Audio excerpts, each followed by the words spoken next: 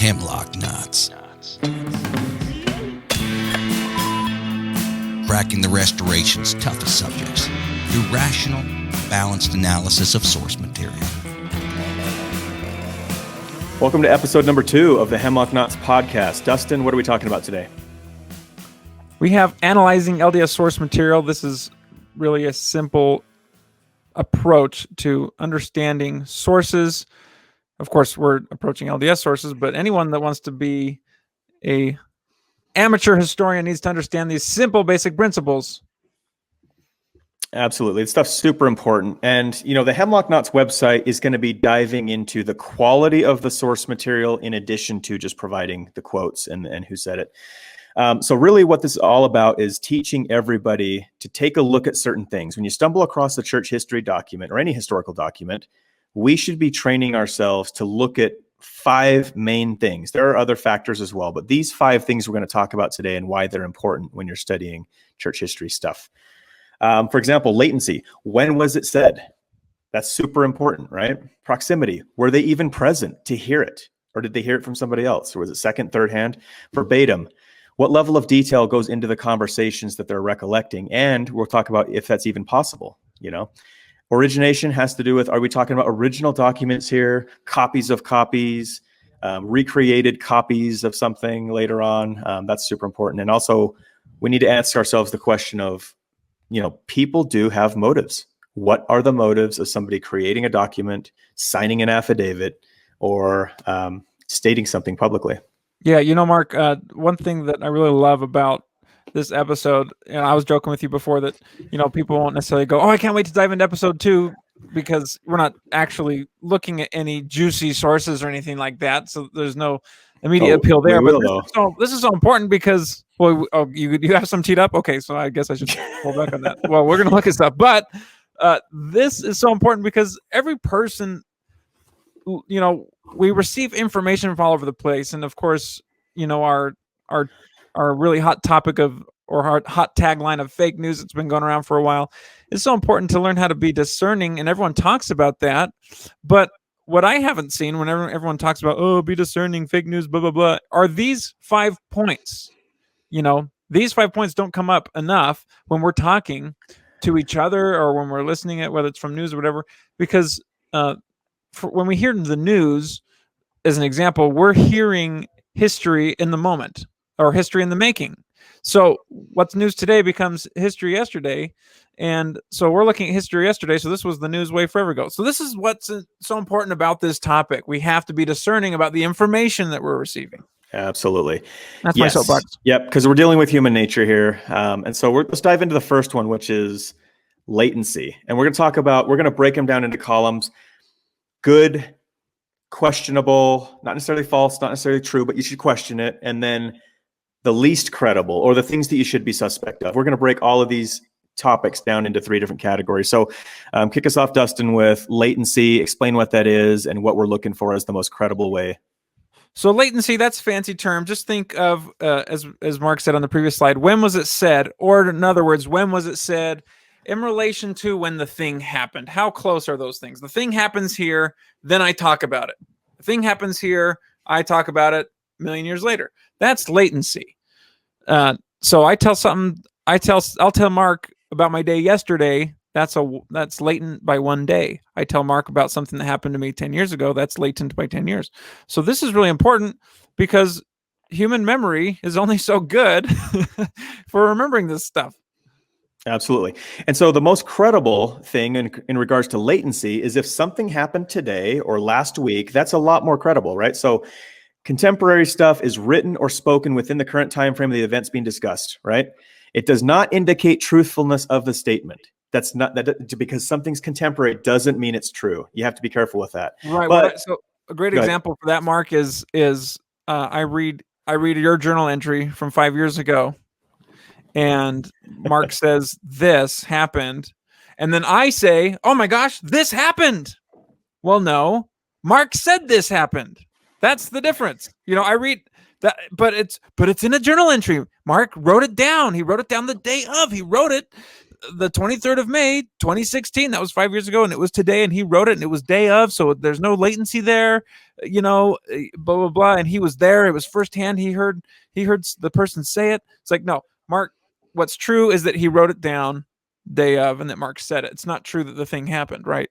Absolutely. Yeah. So that's the most credible stuff. Is if it's contemporary, that can help you establish credibility. It doesn't mean something's true. Be careful with that. But the less credible one, not the least, but the less credible one that you should always be discerning about and ask yourselves is early recollections, stuff that was recorded in the last, I don't know, few years, maybe tops, or a few months. I label everything as orange as an early recollection if it's 2 years old or later. Anything longer than 2 years, I'm going to call that a late recollection. So this is something we should all just sooner. You mean, right? Yeah, 2 years older or sooner. Yeah, excuse me. So, and then talk about that last column there, Dustin. What should we be highly suspect of in regards to this stuff? Late recollections, that defines itself, right? Oh, this happened 10 years ago. I'm going to tell you about this story that happened 10 years ago, and I'm going to tell you what the person said. I'm going to tell you what I said to the person. I'm going to tell you all these things that happened.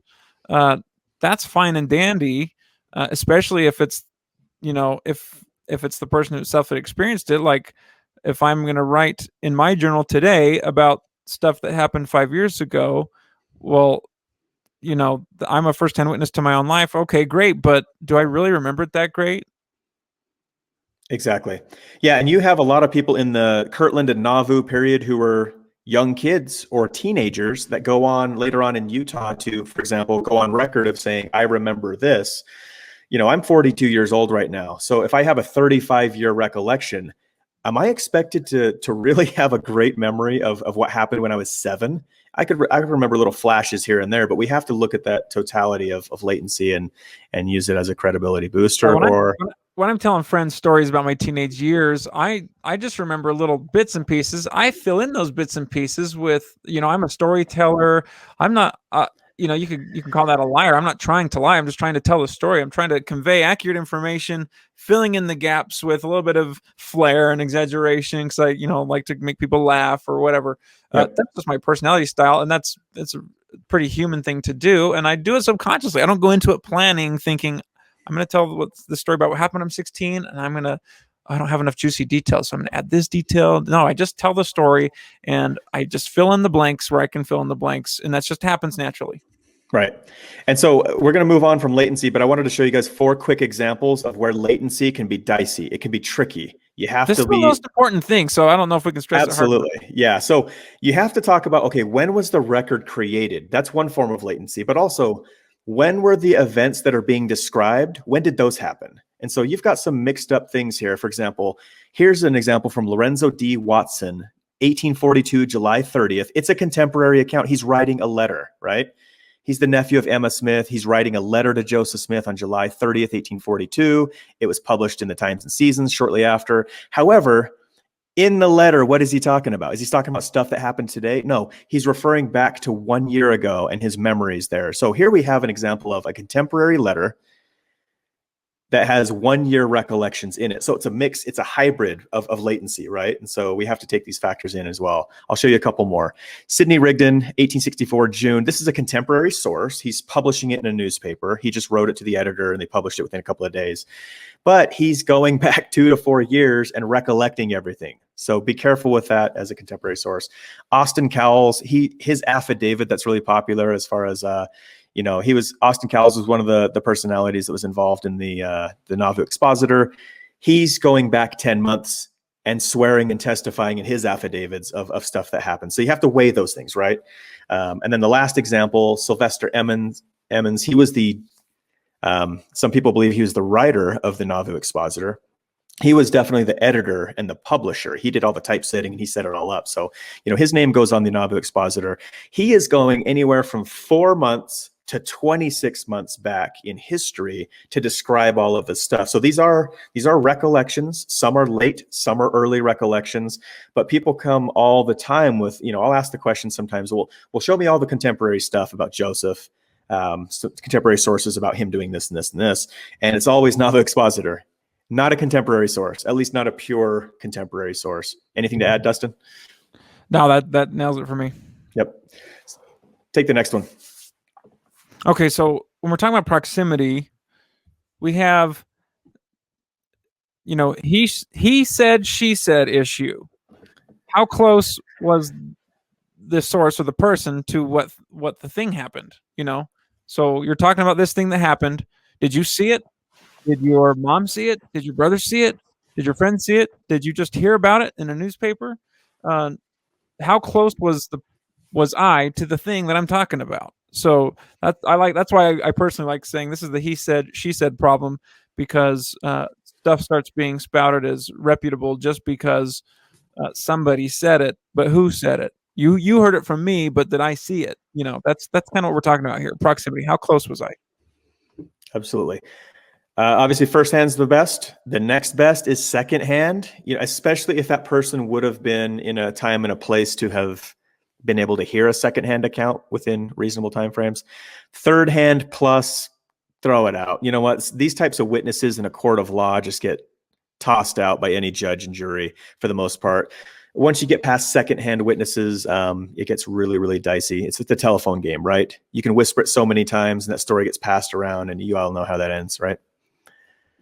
All right, so let's move on to the next one. This is a super important one called verbatim. So this has to do with how much detail goes into the recollection or the conversation that's being cited. Now, this is a dicey one because we have science, and studies, and a lot of academics have tried to answer this question. What's the human brain capable of in regards to remembering detailed conversation? Not much. The human brain is very, very weak in regards to memorizing exact things people said, and even the main points people said, even 20 seconds later, 2 minutes later, let alone 30, 40, 70 years later. It's just impossible. So there's scribal verbatim, which is the most credible. In other words, if Joseph Smith was talking at a meeting and there was somebody taking meeting notes, for example, those types of things are the most credible because they would have been in a position to be writing down exactly what he said, or at least, to some degree, sentences here and there, shorthand. So those are the ones you want to look for the most. Are they writing it down in real time as the person speaking? If there's a discourse in the Grove, for example, and you have 4 people writing their notes down, those are the best type. The less credible ones are phrase verbatim. So Dustin, what's the difference between phrase verbatim and like a dialogue verbatim? Well, we see phrase verbatim really frequently you mentioned it, like discourses from Joseph Smith, speaking at the temple, speaking at the Grove, spoke at this conference, etc., etc. You have, let's say, 4 people that were there, and they all recorded what they heard. You see this phrase verbatim because when you compare the 4 different ones, you see each of them basically kind of chunking out sections of what he talked about, right? They can't get everything down. He talks too fast, and it's not possible to write it down with your hand moving at that speed. So you try and get a gist. People that are good note takers say, okay, what are we talking about now? We're talking about this. So then they write that topic or this phrase. And so they're getting chunks of the concept more than the actual words that he said. So it's this more conceptual approach than actual words said approach. Yep. And so dialogue verbatim, buyer beware. Like, you want to be super careful with this because it's impossible. It's been proven impossible by so many people doing studies. And, here's an example, like John C. Bennett, for example, and Elizabeth Brotherton, or Martha Brotherton, excuse me. So when they wrote their affidavits and they were trying to, talk about what happened in Nauvoo, like in this example here, it's a 16-month recollection, but he's quoted as saying, 29% of that quote is him actually quoting Joseph Smith's dialogue word for word. And he's saying stuff like, knowing that I had much influence with Mr. Rigdon's family, Joe Smith said to me one day last summer, quote, if you will assist me in procuring Nancy as one of my spiritual wives, I will give you $500 on the best lot on Main Street. I mean, like, there's no chance he was recollecting all of those details from that conversation. He would have been better off using phrase verbatim, and just summarizing the gist of what it was instead of trying to get into quoting people. Yeah, you lose some credibility when you do that, and I do it a lot too. And I have some good friends that are kind enough to call me out on it and say, "Well, are you sure you want to say that, Dustin? Because you might be more credible if you." And I'm like, "Okay, let me back up and say it was, here was the gist, because I can't say all these things that someone said, because there's just no way. I never remember. I don't remember everything that you said 20 seconds ago, 30 seconds ago. I know that you talked about John C. Bennett's letter and, or whatever, but I can't say, oh, these are all the words Mark said, even though I'm sitting here listening to you. It's not possible. Yeah, it's not possible. And it's been proven time and time again. So don't think it's possible. So if you have a long affidavit, that says, Joseph said to me, and then a paragraph of his quoted text, just throw it out. It's garbage.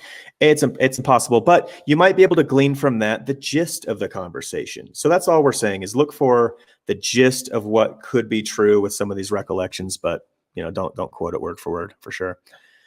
Let's talk about origination next. How original is the source being quoted? If we're referring to a document, right? Is that an original document, or is it a copy of a document, or is it a copy of something?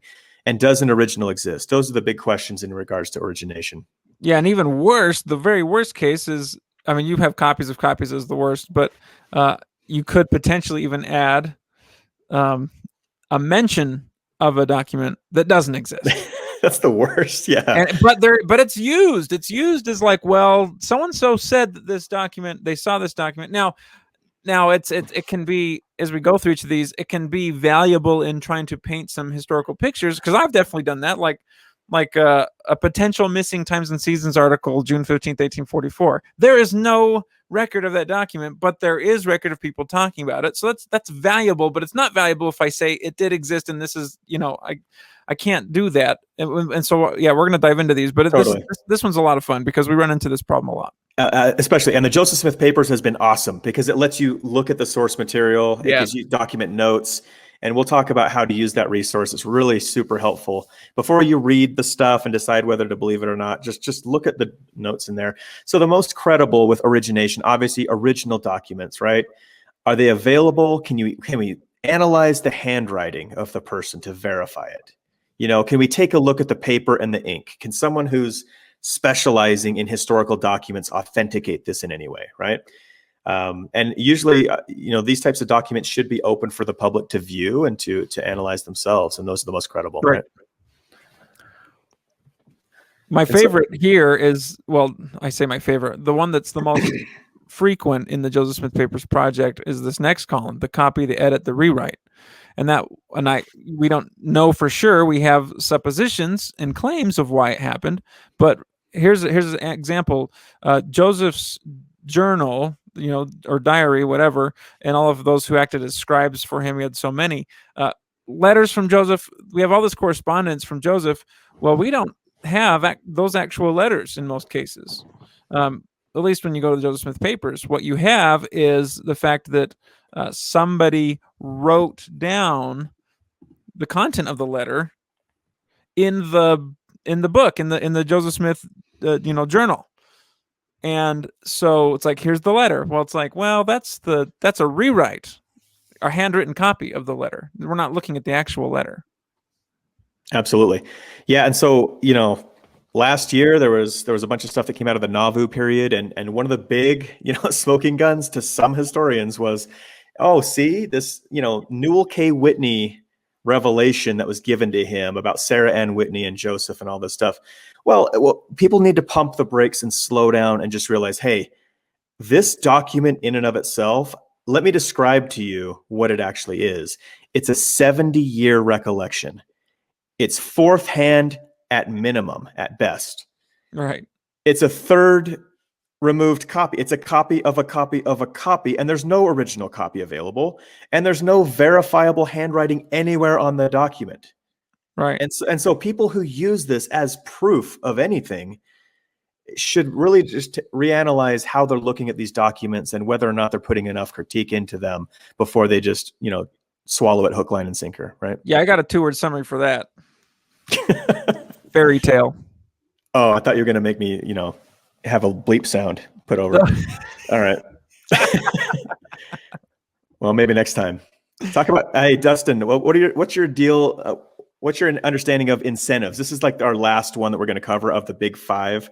There are some other factors that play into it. Like, what about incentives? Do people have motivations for doing certain things? Well, this is, in my opinion, this is one of the most overlooked features for source material, because we don't think about it naturally. I mean, a lot of times I didn't even think about a lot of this stuff most of the time, but if I did think about it, I would think about firsthand, secondhand, stuff like that. But incentives didn't think about too often until people started asking me. It says, what did they have to gain? Well, I guess you might even say, did they have something to gain? So that we ask ourselves, was there possibly anything to gain? If there was nothing to gain, totally fine. But I need to start asking, was there anything to gain or lose by saying this, making this statement, publishing or submitting this affidavit or whatever it is, gain or lose? Am I going to lose my head if I don't do this? Or, if I do this, am I going to gain the world? Am I going to gain money, power, prestige, acceptance, whatever? It's so important because we will always see it be a factor in sources that come every now and again. Absolutely. Yeah. So the middle ground here that's less credible, use some discernment. Are they getting any social gain, right? Like, are they trying to bolster themselves as more righteous? Are they just part of the Me Too crowd that wants to say, yeah, I remember that too? It's okay, but just use caution when you have that. For example, in this example, Lorenzo Snow is saying 56 years later, you know what, there's no man on the planet that had a more perfect knowledge about polygamy than I did. And this is, of course, after everyone else had already died off. So, I mean, those are examples of social gain, right? Inserting himself into the limelight of someone who's credible in that regard. The worst is, by far, those who are trying to avoid punishment. Now, this is psychologically one of the greatest motivators for someone to lie. Right. For example, there are, when someone's indicted or whatever, they're charged with a crime, they come into the police station for questioning. And if someone's guilty of going to jail for 30, 40, 50 years, do you really think they're going to tell the truth? Talking to those police, like, our society's riddled with people lying to avoid going to jail for breaking the law, for example. And some of these teachings that creep into early Mormonism, I'll have to remind you, some of them were illegal. These are legal matters in addition to spiritual matters. And so you have to ask yourself, why is this person putting together this statement? Are they trying to avoid going to prison or losing family members or whatever? Those are the least credible, I think, because you've got a high motivation to lie in those circumstances. Yeah. Yep. Okay, so wrapping it up, we talked about these 5 things. Keep them in mind as you're analyzing any of the source material. Latency, when was it said? Proximity, were they present? Verbatim, what level of detail? Origination, is this an original copy or an original document or a copy of a copy? And then incentives, why would they say it? What do they have to gain from making that public declaration or that statement? Dustin, do you want to wrap it up for us? Yeah. Did we want to talk at all about amalgamations or stuff like that? Or... Yeah. So that was one of those other factors that we didn't include here, but go ahead and mention any other factors in regards to. So when we're looking at stuff, and this can be for any historical source, but we just see it so frequently in church history, and that's of course what we're looking at mainly. But we want to talk about true principles here. We have 4 people that attend a lecture or a sermon. They all write some notes, and then we all read those notes. Well, they all have their own perspective. They all have things they wrote, and you'll see that they each wrote a phrase that Joseph said, for example. They wrote it differently, 4 different ways. They all caught it, and you see that they captured this exact same idea, but you see that they worded it 4 different ways. So an amalgamation is when someone comes in later and says, well, I'm going to attempt to make sense of all of these 4 accounts and combine them together. Well, as we talked about earlier, you want to make sure you read all of those accounts so you get a gist of how much detail each person tried to include, what elements they caught, what they missed. A lot of it's shorthand, and so usually you can tell what word they were trying to go for, but you can't always. Sometimes they literally just put a letter for the shorthand, and you're like, oh, what did they say? And some people will take a crack at it and submit something that won't be necessarily accurate. So that's important because it happens so frequently here with our history. Yeah, so let's talk briefly about what are some of the most credible sources that you like to go to that are a little bit more reliable than others, and what do you look for as far as red flags, as far as finding material to make a claim or to research, right? Well, I love finding letters. If you can find the actual copy of the letter, like I said in Joseph Smith Journal, you have written copies or handwritten rewrite copies in the journal instead of the actual letter. Occasionally you see the actual letter, which is, I prefer that personally. Gotcha. And you got journals and newspapers, of course, but you always have to, well, you can speak to some of those things tell us some of the pluses and minuses of newspapers and journals. So for me, it takes guts to publish something and have it go out to 20,000 people, right? So if you are blatantly lying and all of your neighbors know it, they're going to call you out on it. There's going to be a rebuttal in the coming issues of that newspaper, right? So it does take a lot of guts to go public. Now, there were people that did lie with newspaper articles for slanderous reasons and things like that. So it's not perfect, and people can use the press for really destructive means. However, if someone's going to come out and say something in a newspaper and it goes unchecked for all of the newspaper articles after that, you can guess that it's pretty well established and it's not going to create a lot of ruffles. Right. In fact, we have a lot of examples in church history where things were published in the newspaper and they were challenged immediately after. Now, does that mean that the thing in the newspaper was not true? No, but you see that it was at least challenged. If it goes unchallenged by anybody, then that means nobody seemed to have a real problem with it. And, like we said, saying discerning truth versus just discerning events. Like someone said it, therefore it's true. No. Someone challenged it, therefore it's not true. No, it just means that someone said it and someone challenged it. But when someone says it publicly in front of 20,000 people in a newspaper, periodical, or whatever, and nobody seems to have a problem with it, then that is really telling. Right. Yeah. So I think there's just a few of the ideas. There's a lot we could go into here. We're pushing on, 26 minutes on this episode, but this is important to have as episode 2 because all of the dozens of episodes we're going to get into the source material, and we're going to throw out terms like latency, proximity, verbatim, origination, incentives. And we'll try to explain what these are as we go, but you will hear us talking a lot about the quality of the source material behind every argument. Yeah. And so for worse sources, that means hearsay, rumors, these recollections that come a long time later, or affidavits that you find have some sort of incentive, negative incentive involved, like coercion, for example. So as you pulled all those examples up on the screen, we saw the Hemlock Knots rating system. If you want to show that real briefly, and we'll see this in every episode. But you see these color codes and whatnot. You'll see that on every single source on the Hemlock Knots website, so that you can keep track of how potentially credible it was versus how potentially sketchy it is as a true source. Right. And we do our best to be accurate with these. If you notice something else about a source we may have missed, let us know. But, hemlockknots.com is a community resource of source material, so people can come and have an easier time dissecting some of the details behind these sources. So absolutely.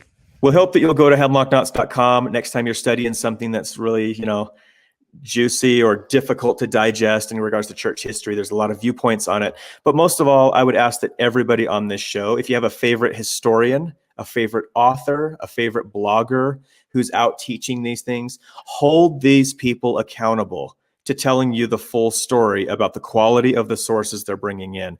Most authors and historians, they like to leave out some of these inconvenient truths in regards to what they're about to quote. And right, because it might mess up a narrative, right?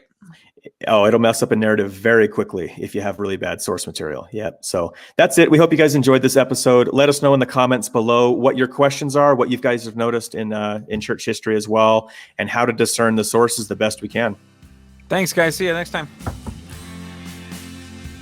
Thanks for listening. If you like this show, share it with your people.